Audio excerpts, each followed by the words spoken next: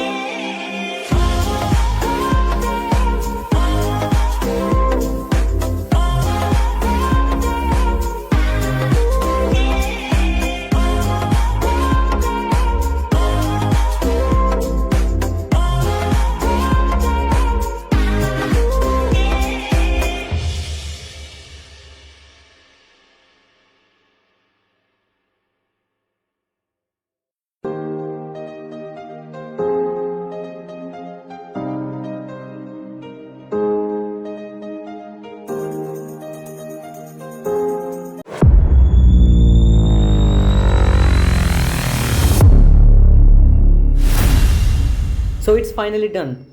With this, I'm ending this video. So drop a like and don't forget to subscribe my YouTube channel, and also don't forget to hit the bell icon.